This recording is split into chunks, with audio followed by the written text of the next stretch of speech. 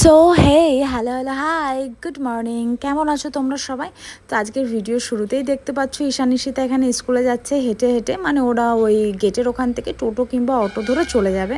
আর আমার স্কুটিটা দেখতেই পাচ্ছ এখানে প্যাকিং আছে, মানে আমি আর আজকে ওদেরকে দিতে যাইনি। তারপরে আমার কোয়ার্টারের সাইডেই যেহেতু ফুল গাছ ছিল, তো আমি একটু ফুল টুল তুলে নিয়েছিলাম, আর ফুল টুল তুলে ওখানে ফ্রেশ ট্রেশ হয়ে আমি কিন্তু স্নান করে নিয়েছিলাম। আর স্নান টান করে এই যে তোমরা দেখতেই পাচ্ছ আমার কিন্তু পুজো দেওয়াটা কমপ্লিট। আর তার আগে আমি ওখানে ওয়াশিং মেশিনে জামাটা ওয়াশ করতে দিয়েছিলাম, মানে জামা কাপড় ওটাও হয়ে গেছে, বাট বাইরে নাড়ার কোনো উপায় নেই বিকজ এখন বাইরে প্রচুর বৃষ্টি হচ্ছিল। তো যাই হোক, তারপরে এই সমস্ত করে আমি একটু আমার জন্য বানিয়ে নিয়েছিলাম আজকে ব্ল্যাক কফি, আর ছিল 4-5টা আমন্ড, আর হচ্ছে একটা বিস্কিট আমি নিয়েছিলাম। আর চুলটা উঠে যাচ্ছে, তার সঙ্গে সঙ্গে ফেসটাও জানি না আজকে কেমনই হয়ে গেছিলো, সারা ফেসে র্যাশ উঠেছিল, বুঝতে পারছিলাম না কি হয়েছে, আর শরীরটাও আমার খারাপ। তো যাই হোক, ওইদিকে ওটা করে আমি বললাম খাওয়া দাওয়া করে তাহলে দুপুরের মানে লাঞ্চটা বানিয়ে নিই। তাই জন্য আমি একটু আমার হেয়ারটা একটু ড্রাই করে নিচ্ছিলাম যাতে আমি চুলটা বেঁধে রান্না করতে যাই। তো এই সমস্ত করতে করতে ওদিকে আমার একটা পার্সেল চলে এসেছিলো, ওইটার জন্য আমাকে আবার ফোন করলো যে ম্যাডাম আমি 10-15 মিনিট পরে আসছি, তো আপনার পার্সেলটাকে গেটে রেখে দেবো না আপনি বাই হ্যান্ড নেবেন? তো আমি বললাম যে আমি বাড়িতেই আছি, তো আমি বাই হ্যান্ড নিয়ে নেবো। তো পার্সেলওয়ালা তো কমসে কম 20-25 মিনিট পরে এসেছিলো, ততক্ষণ আমি আমার জন্য দুটো ডিম সিদ্ধ করেছিলাম আর ওই ডিম সিদ্ধটাই খাচ্ছিলাম। তো যাই হোক, এটা খেতে খেতে সত্যি আমার পার্সেলওয়ালাটা চলে এসেছিলো ফ্লিপকার্ট থেকে, আর উনি আমাকে দিয়ে দিয়েছিলো এখানে পার্সেল। আর আমি ভাবছিলাম আজকে এসছে আমার 4টে পার্সেল। ওদিকে চলো তোমাদের সঙ্গে একটু শেয়ার করা যায় যে কী পার্সেল আমি অর্ডার করেছি। তো এখানে আমি প্রথমে একটা আইফোনের চার্জার অর্ডার করেছিলাম, যেটা আমি ব্যারাকপুরে খুঁজেছি, বাট যেখানেই গেছি পাওয়া যাচ্ছিল না। তো এই যে আমার প্রবলেম হচ্ছিলো আইফোনের চার্জারটা, তো আমি এখানে একটা লোকাল কোম্পানি একটা অনলাইন থেকে একটা চার্জার মাঙ্গিয়ে নিয়েছিলাম। আর তারপরে আমি এখানে অর্ডার করেছিলাম 3টে সানগ্লাস। তো সানগ্লাসগুলো যে দেখো তোমরা কেমন লাগছে, আমি তো বুঝতে পারছিলাম না। আর আমি দীঘা যাওয়ার আগেও কিন্তু অনেকগুলো সানগ্লাস নিয়েছিলাম, ওগুলো বাইরের থেকেই নিয়েছিলাম, অনলাইন নেওয়া হয়নি, বাট এই 3টে আমি অনলাইনে নিয়েছি, কারণ আগের কোনো সানগ্লাস আর আমার কাছে নেই, সব ভেঙে গেছে, নয় হারিয়ে গেছে, নয় কিছু হয়ে গেছে, সেটা ক্র্যাক পড়ে গেছে আর ইউজ করা যাবে না ওইরকম। তো এই 3টে সানগ্লাস নিয়েছি, জানিও অবশ্যই কেমন লাগছে।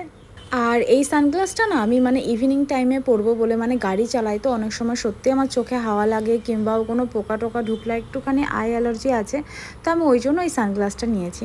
তো যাই হোক, তারপরে আমি এখানে দুপুরে লাঞ্চ বানানোর জন্য চলে এসেছি, আর আজকে আমি বানাবো কিন্তু মাশরুম। তো মাশরুম তো আমার আর ঈশানের মানে খুবই প্রিয়, আর এর মধ্যে একটু মটরশুঁটি দিলে ভালো হতো, বাট মটরশুঁটি যেহেতু ছিল না, তো আমি এটাকে নর্মালি রান্না করেছিলাম আলু দিয়ে। আর এদিকে একটু বানিয়ে নিয়েছিলাম রুটি, কারণ মাশরুমের সঙ্গে আই থিঙ্ক রুটিটাই ভালো লাগে। আর আমরা ভাত প্রিয় মানুষ না, মানে 3জনাই, আমি ঈশানীশিতা অলসো, আমি একটু রুটি প্রেমী মানুষ, রুটি পরোটা কচুরি এই সমস্তই আমরা ভালো খাই।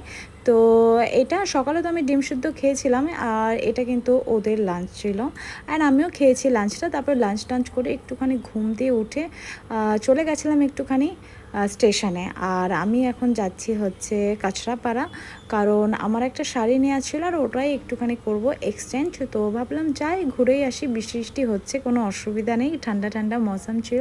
তো বাচ্চারা বাড়িতেই ছিল বিকজ ওদের ছিল টিউশন। তো ট্রেনে ওখানে হালকা মানে একদমই ভিড় ছিল না, পুরো খালিই ছিল, আমি তো উঠেই বসার জায়গা পেয়ে গেছিলাম আজকে। তো এই করতে করতে কিন্তু কাঁচরাপাড়া চলেও এসেছি। আর কাঁচরাপাড়া থেকে 1 নম্বর দিয়ে নেমে সোজা পায়ে হেঁটে গেলেই কিন্তু বিমল শাড়ি সেন্টার, তোমরা আই থিঙ্ক সবাই জানো। তো আমি গেছিলাম সেখানেই।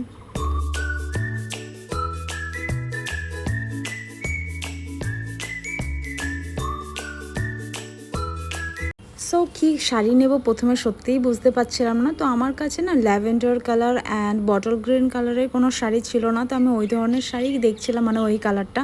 বাট যাই হোক, অনেক খোঁজাখুঁজি অনেক দেখা দেখির পরে আমার অলমোস্ট পছন্দ হয়েছিল শেষমেশ। তারপরে আমি ওখান থেকে শাড়িটারি কিনে তারপরে বেরিয়ে পড়েছিলাম ওখানে কেএফসিতে।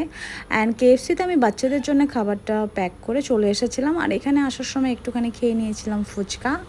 আর ফুচকা টুচকা খাওয়ার পরে আমি ওদিকে হচ্ছে একটুখানি আম নিয়ে নিয়েছিলাম, কারণ কালকে ছিল বৃহস্পতিবার, ভাবলাম যে একটু আম নিই, ঠাকুরকে প্রসাদ দেবো। আর আমটাম শপিং করে কিছু ওখানে আমি বাজার টাজার করে কিন্তু চলে এসেছিলাম একদম স্টেশনে। আর কাঁচরাপাড়া যে এখানে আমি বসেছিলাম স্টেশনে, ওর সাইডেই ছিল একটু ঘুগনির দোকান। তো ভাবছিলাম যে একটু ঘুগনি খেয়ে নিই, এত বৃষ্টি নেমে গেছিলো।